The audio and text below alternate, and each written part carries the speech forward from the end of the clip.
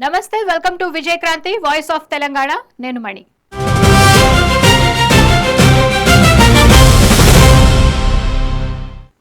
సనాతన ధర్మాన్ని సంప్రదాయాలను కాపాడుకుంటూ బ్రాహ్మణ సమాజం ఏకతాటిపై నిలిస్తే సాధించలేనిది ఏదీ లేదని, ఎలాంటి అభివృద్ధి అయినా సాధ్యమేనని బ్రాహ్మణ ప్రముఖులు, పెద్దలు పిలుపునిచ్చారు. దేశవ్యాప్తంగా ఆధ్యాత్మిక సేవలో విశేష గుర్తింపు పొందిన కరువైన నిత్యాన్నదాన సత్రాల మహాయజ్ఞంలో ప్రతి బ్రాహ్మణుడు భాగస్వామి అయి తన వంతు సేవ అందించాలని స్పష్టం చేశారు.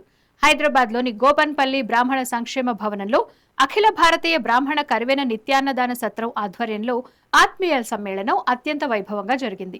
ముఖ్య అతిథులుగా కేంద్ర మాజీ మంత్రి అశ్విని కుమార్ చౌబే, విజయక్రాంతి దినపత్రికల చైర్మన్ సిఎల్ రాజం హాజరయ్యారు. ప్రతి బ్రాహ్మణుడు రోజువారీ జీవితంలో ధర్మాచరణపై దృష్టి సారించాలని కేంద్ర మంత్రి అశ్విని కుమార్ పిలుపునిచ్చారు. శ్రీశైలం, కాశీ వంటి పుణ్యక్షేత్రాల్లో కరువైన సత్రాలు అందిస్తున్న నిత్యాన్నదాన సేవలు అభినందనీయమని అన్నారు. ఈ సత్రాల విస్తరణకు, అభివృద్ధికి కేంద్ర, రాష్ట్ర ప్రభుత్వాల నుంచి అవసరమైన అన్ని సహాయ సహకారాలు అందించేందుకు తన వంతు కృషి చేస్తానని చెప్పారు. తెలంగాణ బ్రాహ్మణ పరిషత్ చైర్మన్ బసవరాజు శ్రీనివాసరావు మాట్లాడుతూ, సమాజంలో బ్రాహ్మణులు ఐక్యంగా ఉన్నప్పుడే అనుకున్న లక్ష్యాలను సాధించగలరని అన్నారు. తెలంగాణ ప్రభుత్వం నుంచి కరువైన సత్రాల నిర్వహణకు, బ్రాహ్మణుల సంక్షేమానికి అవసరమైన మద్దతు లభించేలా చూస్తామని చెప్పారు.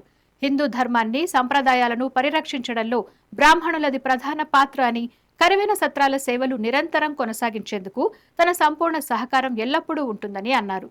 సత్రాల కార్యదర్శి డాక్టర్ ఎన్ వేణుగోపాల్ నివేదికను సమర్పిస్తూ, సత్రాల ప్రస్తుత నిర్వహణ, నిధుల వినియోగం, రాబోయే రోజుల్లో భక్తులకు కల్పించబోయే అధునాతన వసతులు, విస్తరణ ప్రణాళికలను సభకు వివరించారు.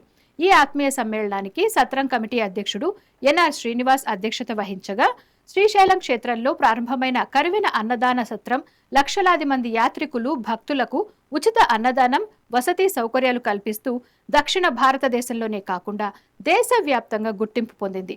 పవిత్ర పుణ్యక్షేత్రాలకు వచ్చే భక్తులకు ఆకలి తీర్చడమే పరమధర్మంగా భావించి ప్రతి కుటుంబం ఈ అన్నదాన యజ్ఞంలో సభ్యత్వాన్ని పొంది తమ మద్దతు తెలపాలని నిర్వాహకులు కోరారు. ఈ వీడియో మీకు నచ్చినట్లయితే లైక్ చేసి ఈ సమాచారాన్ని ఇతరులకు షేర్ చేయండి. ఈ వీడియోపై మీ అభిప్రాయం కామెంట్ రూపంలో తెలియజేయండి. ఇలాంటి మరిన్ని వీడియోల కోసం మా విజయక్రాంతి ఛానల్ ని సబ్స్క్రైబ్ చేసుకోండి.